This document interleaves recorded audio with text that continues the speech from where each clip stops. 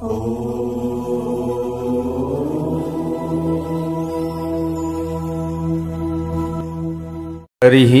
ॐ स्वस्ति श्री गणेशाय नमः। ॐ नमो भगवते वासुदेवाय। ॐ नमः शिवाय। विश्वोद्भव स्थितिलयादिषु हेतुमेकं गौरीपतिं विदिततत्त्वमनन्तकीर्तिं मायाश्रयं विगतमायमचिन्त्यरूपं बोधस्वरूपममलं हि शिवं नमामि। जगतः मातरं शम्भुं जगतो मातरं शिवां तत्पुत्रं च गणाधीशं न त्वैतद्वर्णयामहे। जय श्री हरि, जय श्री राधे, जय श्री कृष्ण।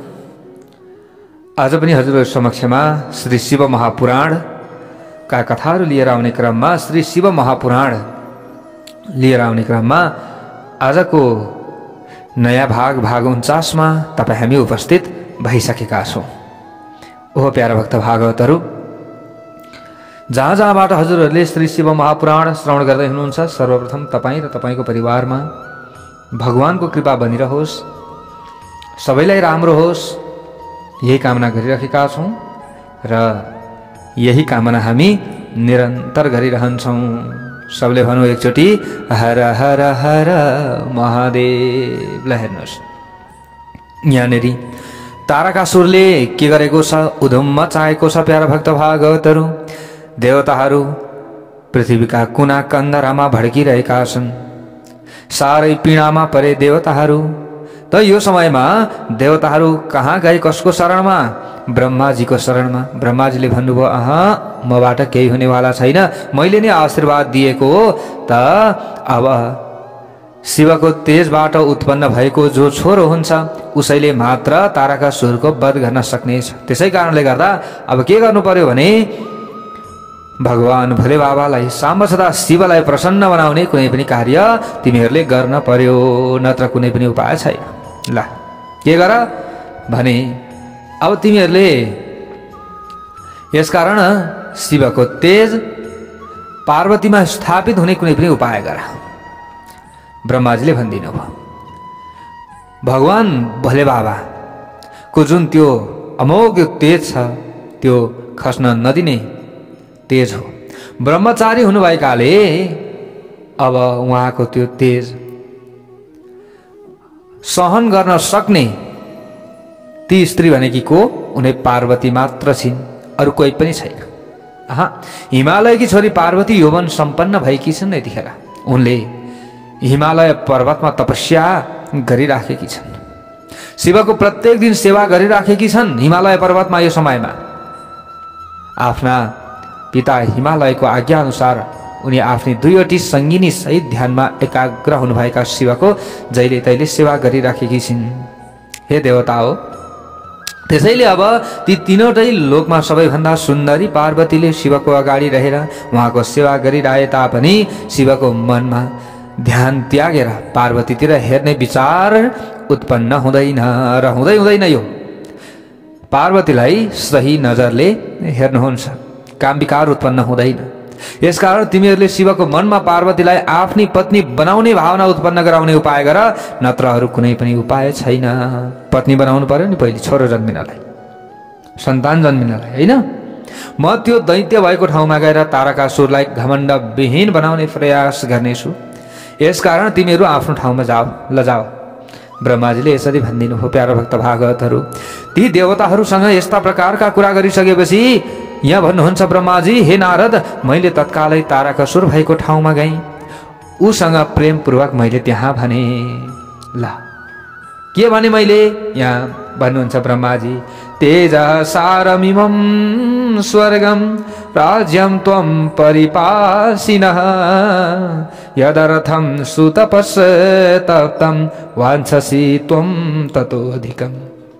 यहाँ भन्नुहुन्छ, हे तारक, अब तिमीले स्वर्गमा राज्य गर्दैछौ होइन त? अब स्वर्गलाई प्राप्त गर्नका लागि तिमीले तपस्या गरेका थियौ। अब त्यो भन्दा पनि अधिक इच्छा तिमी राख्दैछौ। अब यो त राम्रो कुरा त होइन हुन त। त्यतिखेर त मैले सानो छोटो वरदान दिएको थिएँ नि तिमीलाई, तुच्छ एउटा स्वर्ग प्राप्तिका लागि त वरदान दिएको मैले होइन र? योभन्दा थोरै वरदान दिएको तिमीलाई, योभन्दा थोरै वरदान मैले धेरै वरदान दिएको थिइनँ, अर्थात् मैले स्वर्ग दिएको थिइनँ तिमीलाई।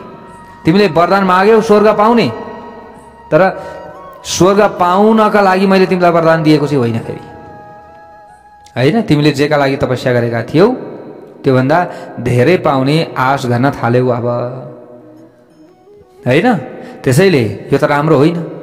अम्लो दिँदा डुँडुलो निल्नु त भएन, यो भन्न खोज्दै हुनुहुन्छ के ब्रह्माजीले? हे तारकासुर, तिमीले अजय हुन माग्यौ अथवा तिमीले बलशाली हुन माग्यौ, ल ठिक छ त्यसका लागि, तर स्वर्ग नै हडप भनेर मैले दिएको हो त वरदान होइन नि। यसकारण तिमी स्वर्ग बाहेक पृथ्वीमा राज्य गर। स्वर्गमा राज्य गर्न पाउँदैन। तिमीलाई त्यहाँ देवताका लागि योग्य सबै कार्य उपलब्ध हुनेछन्।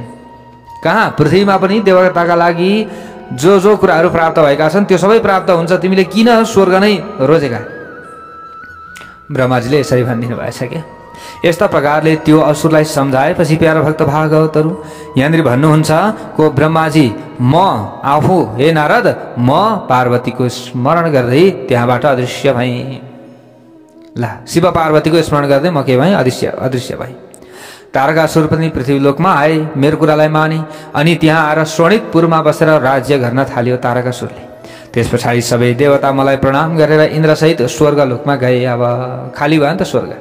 त्यहाँ गएपछि सबै देवताले इन्द्रसँग भने। अब देवताहरूले भन्छन्, हे इन्द्र, के भन्दैछन्?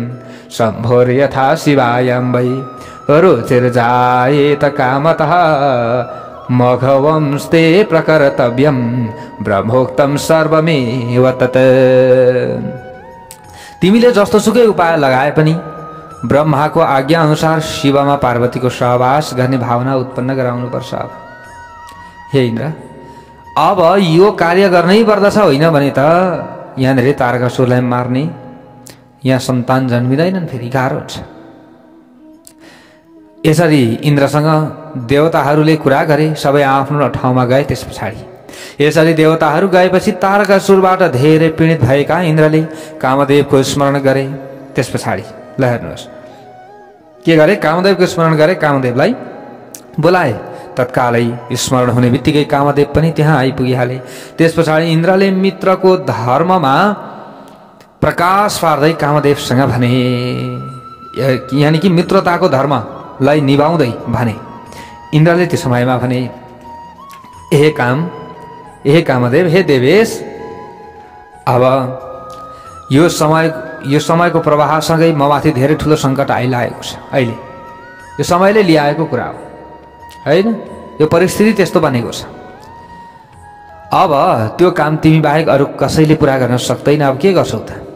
दाताको परीक्षण अग्निकालमा, सुरवीरको परीक्षण युद्ध भूमिमा हुन्छ, मित्रको परीक्षण आपत्ति आइलागेको बेलामा हुन्छ, त्यो समयमा हुन्छ के? यसरी मित्राणी यसरी भनिन्छ नि। त्यसैले तिमी के हौ? मेरो मित्र हौ। यसरी इन्द्रले भन्दैछन्। ल हेर्नुहोस् है प्यारा भक्त भागवत, सबैको आफ्नो परीक्षा हुन्छ यहाँनिर, होइन? परीक्षा त हुन्छ सबैको प्यारा भक्त भागवतहरू। अब मित्रको परीक्षण आपत्ति आइलाग्दा त हुने हो नि, अरू बेला कहाँ हुन्छ? स्त्रीहरूका कुलको परीक्षण पति असमर्थ भएको समयमा हुन्छ। स्त्रीको परीक्षा कतिखेर हुन्छ? जब पति असमर्थ हुन्छ, त्यो समयमा हुन्छ। यसै गरी सङ्कटका समयमा विनम्रताको परीक्षण हुन्छ। कतिको विनम्र रहन सक्दछ व्यक्ति? अप्रत्यक्षमा सत्य र स्नेहको परीक्षण गरिन्छ। यस समयमा मलाई आइलागेको विपत्ति तिमी बाहेक अरूले टार्न सक्दैन, कसैले पनि। अरू कसैले सक्छ? कसैले पनि सक्दैन। यो विपत्ति टार्ने भनेको तिमीले मात्र हो। ल हेर्नुहोस् है, कसले? इन्द्रले भन्दैछन्। यो समयमा इन्द्रले भन्दैछन् कामदेवसँग, अब म तिमीलाई केही कुरा भन्दैछु सुन। तिमीले तिम्रो राज्य खोज्ने अभिलाषा लिएर कठोर तपस्या गरिराखेको त्यो जो तारकासुर छ त्यो तिम्रो पनि राज्य बुझ्नु पर्दछ, किनभने तिम्रो मित्र म हो हैन। मेरो खोसिनु नि तिम्रो यसरी बुझ्नु पर्दछ। अब म नाश भएँ भने त तिमी पनि त नाश हुन्छौ नि, होइन र? त्यसैले अब तारकासुरलाई हराउने उपाय गर्नुपर्छ। के गर्नु पर्यो त भन्दा, यस समयमा मलाई आइलागेको विपत्ति तिमी बाहेक अरूले टार्न नसक्ने भएकाले आज तिम्रो परीक्षण गर्ने समय आएको छ। हे कामदेव, यो मेरो मात्र नभएर सबै देवताको कार्य हो, तिम्रो पनि कार्य हो। इन्द्रले यसरी भनेपछि कामदेवले फेरि भन्दैछन्, प्यारा भक्त भागवतहरू, यो संसारको उपकारी र अनुपकारी हुन त अब परीक्षण गर्दाखेरि त थाहा हुन्छ। ओहो, हामीले यसरी बुझ्नु पर्दछ प्यारा भक्त भागवतहरू, यो संसारमा को उपकारी छ, को गुणी छ, उसको देखावटी मात्र मित्र छ भने उबाट केही पनि सहयोग हुँदैन। यस्तो हुन्छ नि, जस्तै मित्र होइन, मित्र पनि धेरै प्रकारका हुन्छन् प्यारा भक्त भागवत। अब चप्पल हुन्छ नि, चप्पलले हामीले टेक्छौँ चप्पल होइन, चप्पलले काँडाबाट पनि जोगाउँछ होइन र? अनि त्यहाँबाट लाएर हिँड्दा पछाडिबाट हिलो पनि छ्याप्छ। चप्पल धेरै खालका हुन्छ, हिलो छ्याप्ने खालको चप्पल पनि हुन्छ, हिलो नछ्याप्ने खालको चप्पल पनि हुन्छ। मित्र पनि त्यस्तै प्रकारले दुई प्रकारका हुन्छ। अब हरेक पाइलामा साथ दिने खालका मित्र पनि हुन्छन् भने अर्का मित्र कस्तो हुन्छन् भने तलबाट चाहिँ काँडा छेक्दैछ, पछाडिबाट चाहिँ हिलो छ्याप्दैछ क्या चप्पल नि, त्यस्तो पनि हुन्छन् मित्रहरू।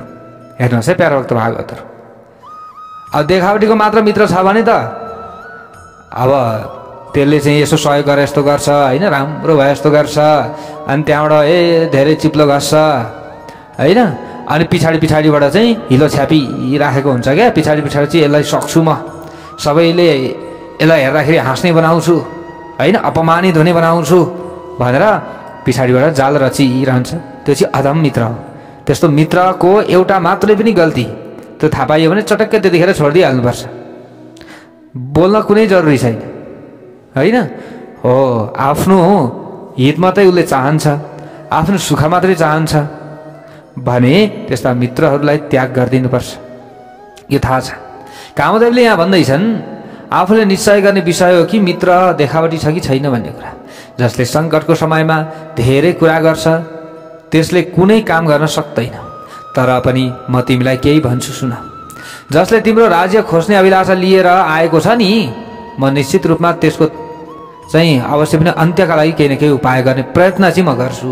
अब म अहिले वचन दिँदा हाल्दिनँ, मैले गर्न सक्ने जति मैले गरौँला, मित्रको लागि म त्यति गर्न सक्छु। ल हेर्नुहोस् है, अब यहाँनिर मित्रताको यो बन्धन नि कतिसम्मको प्रागाढ हुन्छ।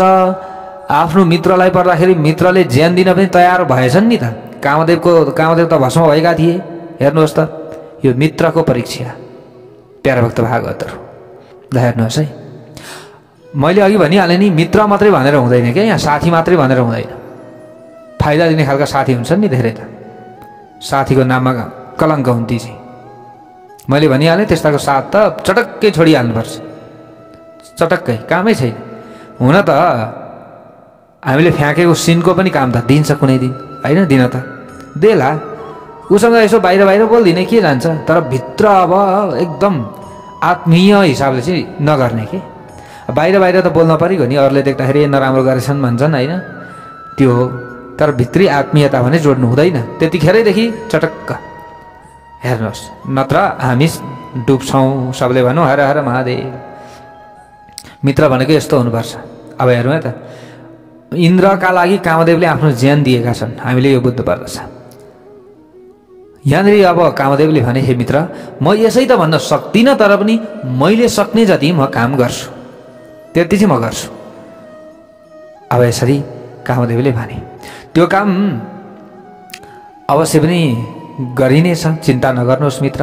मेरो लागि योग्य कुनै काम छ भने बताउनुहोस्। अब मैले गर्नु पर्यो के त, जस्तो भए पनि म काम चाहिँ गर्ने भएँ हे मित्र, तर अब कसरी गर्ने, के गर्ने भन्ने कुरा चाहिँ तिमीले भन्नु पर्यो। त इन्द्रले यस पछाडि भने, फेरि ठिकै छ, अब आफ्नो मनमा जुन काम सिद्ध गर्ने अभिलाषा लिएको छु नि मैले, यो तिमीबाट मात्र पूर्ण हुन्छ हे कामदेव। त्यसका विषयमा यथार्थ रूपमा बताउँदैछु, ध्यानपूर्वक सुन। ब्रह्मबाट आश्चर्यजनक वरदान पाएको पराजित गर्न नसकिने तारकासुरले सबैलाई दुःख दिइरहेको छ यो समयमा। त्यसैले यो संसारमा सबै पीडित भइरहेका छन्। एकपटक धर्मको विनाश भइरहेको छ यो समयमा। एकपटक मात्रै हो र होइन, एकपटक हुन्छ, फेरि अलिअलि फैलिन्छ, फेरि अर्कोचोटि गरेर पटक पटक भइरहेको छ। त्यसलाई देवता ऋषि आदिले देख्दाखेरि ज्यादै दुःखी हुन्छन् होइन। हामी पनि दुःखी भइरहेका छौँ, ऋषि सन्त मुनि आदि पनि दुःखी भइराख्नु भएको छ तारकासुरदेखि। अब आफ्नो शक्ति लगाएर युद्ध गर्न जाउँ त जितिहाल्छ, केही गर्नै छैन, सबै अस्त्र शस्त्र बेकार हुन्छ। त्यसैले अब विष्णुको सुदर्शन चक्र पनि निष्फल भयो भनेपछि अब अरू त के चाहियो र यहाँ। विष्णुले उसको घाँटीमा प्रहार गरेको जुन सुदर्शन चक्र थियो त्यो त्यहीँ अड्कियो। हे काम, ब्रह्माले शिवको जुन तेजबाट उत्पन्न भएको बालकबाट त्यसको वध हुने बताउनु भएको छ र उपाय यही मात्र छ एउटा, अरू कुनै पनि उपाय छैन। यसकारण यो कार्य तिमीले जसरी भए पनि पूर्ण गर्नै पर्छ, किनकि यो कार्य सम्पन्न भएपछि हामी देवता ज्यादै खुसी हुनेछौँ, सुखी हुनेछौँ। मेरो सुख नै तिम्रो सुख हो। यस समयमा भगवान शिव हिमालय पर्वतमा तपस्या गरिराख्नु भएको छ। उहाँ काम वासनाको बसभन्दा बाहिर हुनुहुन्छ यस समयमा। यहाँनिर इन्द्रले भन्दै हुनुहुन्छ, मैले सुने अनुसार पार्वतीले पनि आफ्नो पिताको आज्ञा अनुसार आफ्ना दुईवटी सङ्गिनीका साथमा रहेर शिवको नजिकमा बसेर उहाँको सेवा गरिराखेकी छन् अरे। यस्तो सुन्दैछु मैले। अब ती सुन्दर स्त्रीको छेउमा रहेर पनि भगवान शिवलाई कुनै पनि काम वासनाले छोएको छैन, कहिले पनि काम विकार उत्पन्न भएन। अब भगवान शिवले आफ्नो मनलाई संयमित बनाउनु भएको छ यो समयमा। जुन कार्य गर्दा उहाँमा पार्वती प्रति धेरै रुचि उत्पन्न हुन्छ अथवा हुन सक्दछ यो कार्य तिमीले गर्नुपर्दछ। अरूबाट यहाँ कुनै पनि केही पनि हुनेवाला छैन, यो उपाय तिमीले मात्र गर्न सक्दछौ हे कामदेव। इन्द्रले यसरी भन्नुभयो। त कामदेवले अगाडि गएर भन्नुहुन्छ, मैले यो कार्य सम्पन्न गर्नेमा कुनै दुविधा छैन, मेरो नाम नै काम, मैले सके जति त म गरिहाल्छु, किन चिन्ता गर्नुहुन्छ। जसरी पनि म मोहित बनाउने काम गर्छु। ल हेर्नुहोस् है, कामदेवले यसरी वचन दिए। इन्द्रसँग यस्ता प्रकारका जब कुरा गरिसकेपछि शिवको मायाद्वारा यथार्थ रूपमा मोहित भएका कामदेव त्यो कार्यको दायित्व वहन गरेर आफ्नी पत्नी र वसन्तसहित ज्यादै प्रसन्नतापूर्वक भगवान शिवले तपस्या गरिरहेको ठाउँमा पुग्नुभयो। कामदेव त्यहाँ पुगेर भगवान शिवमाथि आफ्नो बाण प्रहार गर्न लाग्नुभयो। अब कस्तो बाण भन्दा काम बाण नै, अरू त होइन, देखिने खालको होइन, एकदम अदृश्य रूप तरिकाले चाहिँ ध्यानमा हुनुहुन्छ, तपस्यामा हुनुहुन्छ भगवान भोले बाबा, कामको बाण प्रहार गरिदिए। ल हेर्नु है, कहिले कामदेवले। त्यस पछाडि भगवान शिवको मन पार्वतीप्रति आकर्षित हुन लाग्यो। उहाँमा विचलन उत्पन्न भयो। आफ्नो धैर्यता भङ्ग हुन लागेको देखेर ज्यादै आश्चर्यचकित हुनुभयो। अरे म त ध्यानमा छु, तर ममा कहाँबाट काम शक्ति उत्पन्न हुँदैछ। भगवान भोले बाबाले सोच्नु भएछ, आँखा बन्द गरिराख्नु भएको छ। भगवान शिव मनमा नै चिन्तन गर्न थाल्नुभयो। श्री शिवले भन्नुभयो, म यो उत्तम तपस्या गरिरहेको थिएँ, त्यसमा यो कार्यमा कसरी व्यवधान आयो? कुन दुष्टले मेरो विचारमा विकार उत्पन्न गराउँदैछ? एकदम ध्यानमा हुनुहुन्छ, यो सोच्दै हुनुहुन्छ होइन, के भइरहेको छ यहाँ? एक्कासी अहिलेसम्म केही भइरहेको थिएन, अहिले मेरो मनले पार्वतीलाई चाहँदैछ, के हो यो? भगवान भोले बाबाले सोच्दै हुनुहुन्छ। आफ्नो मनमा यस्ता प्रकारको चिन्तन गरेर भगवान शिव शङ्कालु दृष्टिले सबैतिर हेर्न लाग्नुभयो। सबले भन्यो, हर हर महादेवलाई हेर्नुहोस् प्यारा भक्त भागवत। यसरी हेर्दा त उहाँले आफ्नो देब्रेतिर बाण खिचिएर उभिएका कामदेवलाई देख्नुभयो। सबले भन्यो, हर हर महादेव। ती कामदेव आफ्नो घमण्डको आडमा रहेर फेरि आफ्नो बाण प्रहार गर्न चाहन्थे। त्यसै समयमा कामदेवलाई देखेर भगवान शिव धेरै रिसाउनुभयो, क्रोधित हुनुभयो। अर्कातिर आकाशमा बाण सहितको धनुष लिएर उभिएका कामदेवले भगवान शिवमाथि आफ्नो अचुक बाण प्रहार गरे। त्यो समयमा जसलाई पन्साउन ज्यादै कठिन थियो, तर भगवान शिवमा त्यो अचुक बाणको कुनै प्रभाव परेन, त्यो निष्फल भयो। भगवान शिवलाई प्रहार गरेको आफ्नो अस्त्र निष्फल भएको देखेपछि कामदेव धेरै डराए। त्यो समयमा उहाँलाई आफ्नो अगाडि देखेर डरले काँपिरहेका कामदेवले तत्कालै इन्द्रसहितका देवताको स्मरण गर्न पुगे। आफ्नो प्रयास असफल भएको देखेपछि कामदेव डरले ज्यादै व्याकुल भएका थिए। त्यो समयमा यसरी कामदेवले स्मरण गरेपछि इन्द्रसहितका देवताले तत्कालै त्यहाँ आएर शिवलाई प्रणाम गर्दै उहाँको स्तुति गर्न थाले। सबले भनौँ, हर हर महादेवलाई हेर्नुहोस्।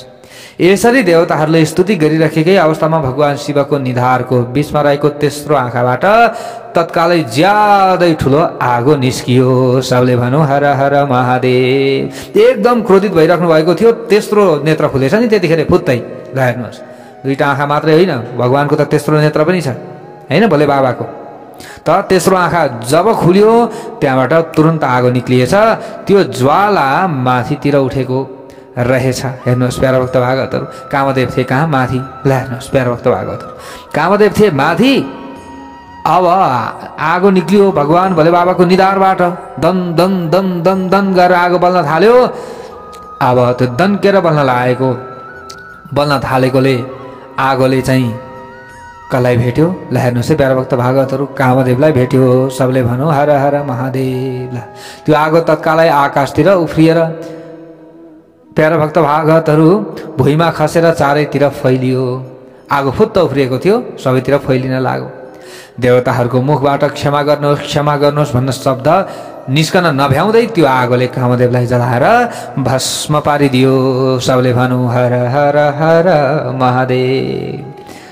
हेर्नुहोस् है, भगवान भोले बाबाको तेस्रो नेत्रबाट निक्लिएको आगोले कामदेव भस्म भए। ल हेर्नुहोस्, त्यसैले हामीमा पनि के हुनुपर्दछ? तेस्रो नेत्र खोल्ने त्यो ज्ञान चक्षु हुनु पर्यो हामीमा। त्यसले चाहिँ हामीले अरूलाई प्रभावित बनाउन सक्दछौँ। ल हेर्नुहोस्, त्यो ज्ञान चक्षु हाम्रो खोलिन पर्यो। ल हेर्नुहोस्, भगवान भोले बाबाको त थियो नि त, दुईटा आँखाले होइन, बीचको तेस्रो नेत्रबाट निक्लिएको आगोले कामदेव भस्म भएको हो। यसको मतलब हामीले बुझ्नु पर्दछ भगवान भोले बाबामा त्यो ज्ञान थियो, त्यो शक्ति थियो। त्यो शक्तिले काम विकार उत्पन्न गराउनेवाला त्यो तत्त्वलाई, त्यो शक्तिलाई के गरिदिएको छ? खिचिदिएको छ। त्यसलाई के गरेको छ? जलाएर भस्म बनाइदिएको छ। यसको मतलब भगवान भोले बाबालाई कामले पनि छुन सकेको छैन। सबले भनौँ हर हर महादेव। यसको मतलब हामीले यो बुझ्नु पर्यो, त्यो समयमा देवताहरू धेरै दुखी भए, व्याकुल भए, डाको छोडेर रुन थाले। त्यो समयमा चित्तमा विकार उत्पन्न भएकी पार्वतीको शरीर सेतो भएकाले उनी आफ्ना सङ्गिनी सहित आफ्नो पिताको घरमा गइन् तुरुन्तै। यसरी कामदेव भस्म भएको देखेपछि रति केही समयसम्म चेतनाविहीन भइन्, कराइन्, रुन थालिन्, उफ्रिन थालिन्। हाय हाय, मसँगै आएका मेरा स्वामी जलेर भस्म हुनुभयो। आफ्नो पतिको मृत्यु भएकाले मरे जस्तै भएकी थिइन् रति त्यो समयमा। त्यसको केही समयपछि होसमा आएकी रतिले विलाप गर्दै भन्न लागिन्, ओहो अब म कहाँ जाउँ, के गरौँ, अब मैले के गर्दा मलाई राम्रो होला? देवताहरूले यो के गरेका आफ्नो मित्रको वध गर्ने, आफ्नो मित्रको वध हुने उपाय सिकाउने इन्द्रले। रतिलाई साह्रै चिन्ता लागेछ। ल हेर्नुहोस् त, आफ्नो मित्रको काम बनाउनका लागि एउटा मित्रले ज्यान दिए। ओहो, मेरो उन्मत्त पतिलाई बोलाएर उनलाई मृत्युको मुखमा लगाइदिए। यहाँ यो के भएको छ? यसरी विलाप गर्न लागिन् रति। हात गोडा भुइँमा बजार्दै आफ्नो कपाल लोस्न थालिन् रतिले। त्यो समयमा उनको यस्तो विलाप सुनेर त्यहाँ भएका जीव तथा रुख लगायतका स्थावर प्राणी धेरै दुखी भए, स्तब्ध भयो। त्यो समय त्यहाँनेरि कहीँनेरि केही पनि छैन। इन्द्र सहितका देवताले शिवको स्मरण गर्दै रतिलाई आश्वस्त पार्ने सिलसिलामा त्यो समयमा भन्न लागे। देवताहरूले भन्छन्, अब हे भोलेनाथ, कामदेवको शरीरको अलिकति खरानी राखेर अब डर परित्याग गरिदिने कुनै पनि हजुरले उपाय निकाल्दिन पर्यो। हे रति, अब तिमीले के गर? हे भोलेनाथ, हजुरले कृपा गरिदिनुहोस् न, कल्याण गरिदिनुहोस्। रति, अब तिमीले के गर भने कामदेवको त्यो जुन जलेको शरीर छ नि, त्यो खरानी, अब त्यो खरानी राखेर डर परित्याग गरिदेऊ। शरीरको अलिकति खरानी राख। भगवान शिवले कामदेवलाई फेरि जीवित गराइदिनु हुनेछ। त्यो खरानी बटुला त भनेछन् नि देवताहरूले। अब तिमीले आफ्नो पति पाउनेछौ त्यति गर्यौ भने यो संसारमा कसैलाई सुख वा दुःख दिँदैन, किनकि सबैले आफ्नो कर्मको फल भोग्नु पर्दछ। हे रति, यसकारण तिमीले देवताहरूलाई दोषी बनाएर शोक गर्नुको कुनै औचित्य छैन। देवताहरूले अब रतिलाई पनि यसरी भन्न लागेछन्। ल हेर्नुहोस्, यसरी रतिलाई आश्वासन दिएपछि देवताहरूले भगवान शिवको नजिकमा गए। त्यो समयमा देवताहरूले भने, तपाईँले कामदेवको कार्यका विषयमा यथार्थ रूपमा विचार गर्नुहोस् त, के गर्नुभयो? किनकि यो कार्यमा उनको कुनै स्वार्थ रहेको थिएन। हामी ताराका सुरबाट अत्यन्त पीडित भएका छौँ। हे भोलेनाथ, उनलाई यो काम गर्न लगाएका थियौँ। के गर्ने भन्दा ताराका सुर बध हुने काम गर्न लगाएका थियौँ। यस समयमा रति एक्लै भएकी हुनाले धेरै दुखी भएर विलाप गरिरहेकी छन्। हे प्रभु, तपाईँले उनलाई सान्त्वना दिनुहोस्। यदि यो रिसले तपाईँले कामदेवको वध गर्नुभयो, तपाईँले यस्तो रिसले कामदेवको वध गर्नुभएको हो भने हामीले तपाईँ सबै देवतासहित समग्र प्राणीको अहिले संहार गर्न चाहनुहुन्छ भन्ने हामीले बुझ्नु पर्दछ। किनभने रतिले हामीलाई श्राप दिन्छन्। फेरि हामीले यो बुझ्नु पर्दछ। हजुरले कामदेवको वध त गर्नुभयो, अब सबै देवताहरूको पनि अथवा समग्र सम्पूर्ण प्राणीहरूको पनि वध गर्न चाहनुहुन्छ हजुरले। हामीलाई त यस्तो लागिरहेको छ, रतिको दुःख देखेर देवता नष्ट जस्तै भइसकेका छन्। अब यसकारण तपाईँले रतिलाई शोकविहीन बनाउने उपाय गर्नुहोस्। देवताहरूले यसरी बारम्बार सम्झाउँदैछन्। प्यारा भक्त भागवतहरू, देवताहरूका यस्ता प्रकारका कुरा सुनेपछि ज्यादै प्रसन्न हुनुभएका भगवान शिवले उनीहरूसँग भन्नुभयो त्यो समयमा। कोसँग? देवताहरूसँग। हे देवताहरू, तिमीहरू मेरो कुरा ध्यानपूर्वक सुन। मेरो रिसबाट भएको कुरामा कुनै परिवर्तन हुन नसक्ने भए तापनि भगवान श्रीकृष्णले पृथ्वीमा अवतार नलिएसम्म रतिका यी ज्यादै शक्तिशाली पति शरीरविहीन नै रहनेछन्। शरीरविहीन रहनेछन्। अब शरीर धारण गर्नेवाला छैनन् कामले। ल हेर्नुहोस्, अब के हुनेछ? शरीरविहीन यो कामले जसलाई पनि सताउन सक्छ नि त, होइन? जुन समयमा भगवान श्रीकृष्णले द्वारका बसेर पुत्रहरू उत्पन्न गराउनु हुनेछ, त्यस समयमा रुक्मिणीको गर्भबाट कामदेवको जन्म हुनेछ। म यो आशीर्वाद दिन्छु। त्यस समयमा यी कामदेवको नाम प्रद्युम्न हुनेछ। हामीले श्रीमद् भागवत महापुराणमा सुनेका छौँ नि, होइन प्यारा भक्त भागवतहरू? यहाँ भगवान भोले बाबाले त्यही भनिदिनु भयो। श्रीकृष्णले अवतार लिनुहुनेछ, नारायणले अवतार लिनुहुनेछ श्रीकृष्ण रूपमा। अगाडि हामीले कथा सुनेका छौँ भने त पक्कै पनि यो धेरै कुराहरू बुझ्नेछौँ प्यारा भक्त भागवतहरू। यहाँनिर भन्दै हुनुहुन्छ भगवान भोले बाबाले, उनले जन्म लिने बित्तिकै सम्बरासुरले यिनको अपहरण गर्नेछ। यसरी अपहरण गरेपछि त्यो सम्बरासुरले ती बालकलाई समुद्रमा फ्याँकिदिनेछन्। त्यसपछि त्यो मूर्ख असुर उनको मृत्यु भएको सम्झिएर आफ्नो नगरमा जानेछ। ल हेर्नुहोस्, श्रीमद् भागवत महापुराणमा सुनेको कथा यहाँ आएको छ। त्यस समयसम्म तिमीले सम्बरासुरको नगरमा आनन्दपूर्वक बस्नुपर्नेछ। अब मायावती हामीले भन्छौँ, होइन? त्यहाँ बसेर चाहिँ उनले काम गर्थिन् यिनै रतिले। त्यहाँ तिम्रो आफ्नो पति प्रद्युम्नसँग भेट हुनेछ। त्यहाँ तिमीसँग भेट भएपछि कामदेव युद्धमा सम्बरासुरको कामदेव जो छन्, यिनै कामदेव युद्ध गर्नका लागि तत्पर हुनेछन् सम्बरासुरसँग।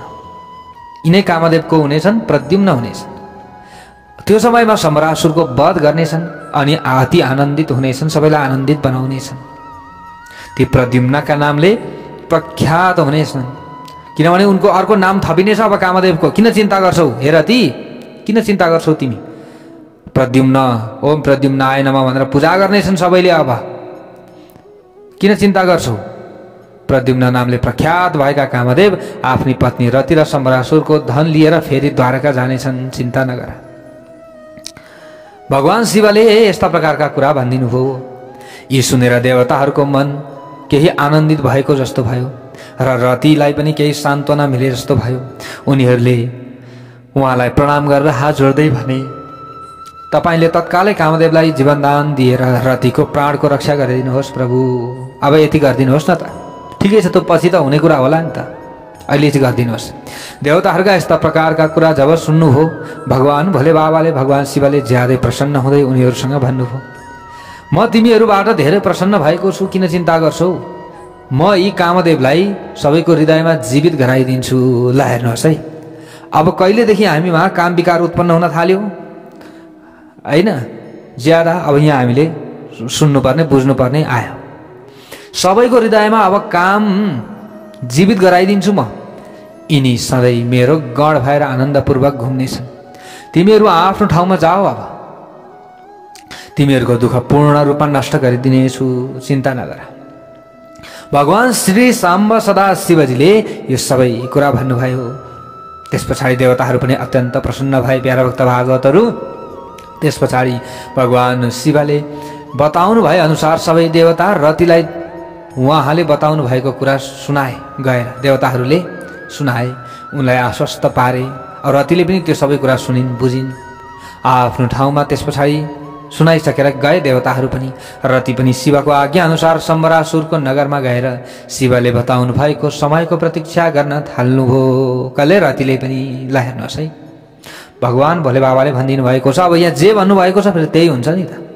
हामीले कथा पक्कै पनि सुनेका छौँ। श्रीमद् भागवत महापुराण नसुन्ने त प्राय कोही पनि हुनुहुन्न होला, सबैले सुन्नुभएको छ होइन। प्रद्युम्नको शम्बरासुरको प्रसङ्ग अवश्य पनि भगवान शिवको तेस्रो आँखाबाट प्रकट भएको अग्नि तत्कालै कामदेवलाई भस्म गराएर, हे नारद अब उहाँ शान्त हुनुभएको छ। भगवान भोले बाबा भन्दै हुनुहुन्छ, भस्म गराएर बिना प्रयोजन प्रज्वलित भएर सबैतिर फैलन थालेको त्यो चराचर प्राणीसहित तीनवटै लोकमा ठुलो हाहाकार मचाइरहेको जुन आगो थियो, अग्नि थियो, त्यो समयमा सबैतिर हाहाकार मचिरहेको थियो। कामदेव त भस्म भए त्यो अग्नि त सबैतिर फैलिन लाग्यो त्यो समयमा। त्यस पछाडि मेरो शरणमा आएका देवता र ऋषिहरूले ज्यादै आकुल हुँदै हात जोडेर मलाई प्रणाम गर्दै भने, अब त्यो आगो त नि दन दन दन दन दन बल्न थालेछ। हेर्नुहोस् है, सबैतिर नि फेरि अब मट्टीतेलमा आगो बालिदिए जस्तो सबै सर जान थाल्यो। ल हेर्नुहोस्, सबै देवता ऋषिहरू फेरि व्याकुल भएछन्। अब होइन, आगो त अझै निभेको छैन, बल्याबलै छ त, सबैतिर झन्पो फैलिन थाल्यो त। सबै ब्रह्माजीको शरणमा गएछन्। भगवान शिवको स्मरण गर्दै त्यसको कारणका विषयमा विचार गरेर तीनवटै लोकको रक्षा गर्ने विनम्र इच्छा लिएर अब त्यो समयमा सबै देवताहरू त्यहाँ पुगे। कहाँ? ब्रह्माजी भएको ठाउँमा प्यारा भक्त भागवतहरू। त्यो अग्नि आफ्नो ज्वाला रूपी मालाले ज्यादै उन्मत्त भएर समग्र जगतलाई जलाउने प्रयासमा लागेको थियो। तर भगवान शिवका कृपाले मैले के गरेँ? स्तुति गरेँ अथवा हामीले स्तुति गऱ्यौँ। त्यस पछाडि भगवान शिवको कृपा प्राप्ति भयो। उत्तम तेजद्वारा मैले त्यो अग्निलाई तत्कालै रोकिदिएँ। भगवान शिवको कृपा प्राप्ति भयो मलाई, नभए मैले त्यो रोक्न सक्ने थिएँ त थिइनँ। तुरन्त मैले स्मरण गरेँ, स्तुति गऱ्यौँ भगवान भोले बाबाको, त हामीमा शक्ति उत्पन्न भयो। ल हेर्नुहोस्, स्तुतिको होइन, भगवानको नाम मन्त्र जपको शक्ति कति साह्रो ठुलो छ, हामीले यसरी बुझ्नु पर्दछ। मैले त्यो अग्नि रोकिदिएँ। मैले त्यो तीनवटै लोकलाई भस्म बनाउन उत्साहित भएको अग्निलाई आफ्नो मुखबाट शान्त ज्वाला निकालिरहेको घोडाको रूपमा परिणत गरिदिएँ। ल हेर्नुहोस्, के गरिदिनु भएछ? अग्निलाई घोडामा परिणत गरिदिनु भएछ ब्रह्माजीले। यसपछि म भगवान शिवको इच्छा अनुसार त्यो घोडामा परिणत भएको अग्निलाई लिएर समुद्रको किनारमा गएँ। ल म आएको देखेपछि समुद्र एउटा अलौकिक पुरुषको स्वरूप धारण गरेर हात जोड्दै मेरो नजिकमा आए। हे ब्रह्मा, हे ब्रह्मदेव, किन हजुर यहाँ आइबक्सनु भयो? उनले मेरो विधिपूर्वक त्यो समयमा स्तुति गरे र मसँग भने, हे ब्रह्मदेव, तपाईँ यहाँ आउनको कारण यसको विषयमा मलाई यथार्थ रूपमा बताउनुहोस् प्रभु, किन यहाँ आउनुभयो? समुद्रका यस्ता प्रकारका कुरा सुनिसकेपछि भगवान शिवको स्मरण गर्दै त्यो समयमा लोकको कल्याणका लागि, लोकको कल्याणलाई दृष्टिगत गर्दै मैले भने, त्यो समयमा को भन्नुहुन्छ यहाँ? ब्रह्माजी भन्दै हुनुहुन्छ। कसलाई? नारदजीलाई।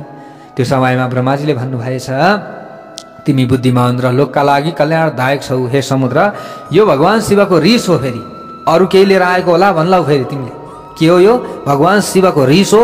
यो आगोमा परिणत भएको थियो, यसलाई मैले घोडामा परिणत गर्ने।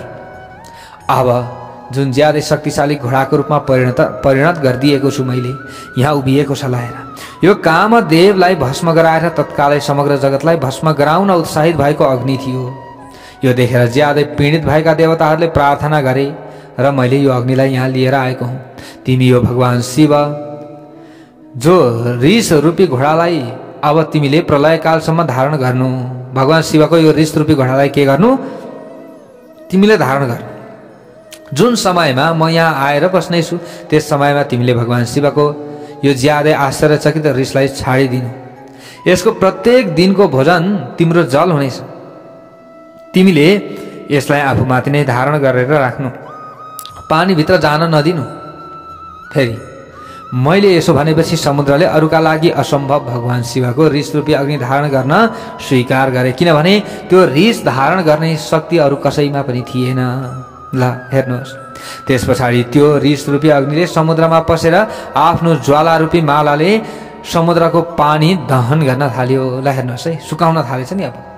ल त्यस पछाडि ती अलौकिक स्वरूप धारण गरेका समुद्र मलाई प्रणाम गर्नका लागि, मलाई प्रणाम गरेर अदृश्य भए। त्यो समयमा मलाई प्रणाम गर्नका लागि उद्यत भए, प्रणाम पनि गरे। त्यस पछाडि अदृश्य भए, म पनि सन्तुष्ट भएर आफ्नो लोकमा आएँ। हे नारद, त्यो भगवान शिवको रिस रूपी अग्निको डरबाट यथार्थ रूपमा मुक्त भएको जगतले शान्तिको अनुभूति गर्न थाल्यो। अब त्यो समयमा सबै देवताहरू, मुनिहरू सबै के भए? खुसी भए। मैले त्यो रिसलाई नै घोडामा परिणत गर्दै नि त अब त सबै खुसी भएका छन्, नाचेका छन्, उफ्रेका छन्। ओहो, ब्रह्माजीले यति भए पनि काम गरिदिनु भयो भनेर सबैले खुसी मनाएका छन्। त्यस्तो अवस्था भएको थियो। हे नारद भनेर ब्रह्माजीले नारदजीलाई सुनाउँदै हुनुहुन्छ। अब यहाँबाट उताको कथा भोलि हामीले श्रवण गर्नेछौँ। सबले भनौँ हर हर महा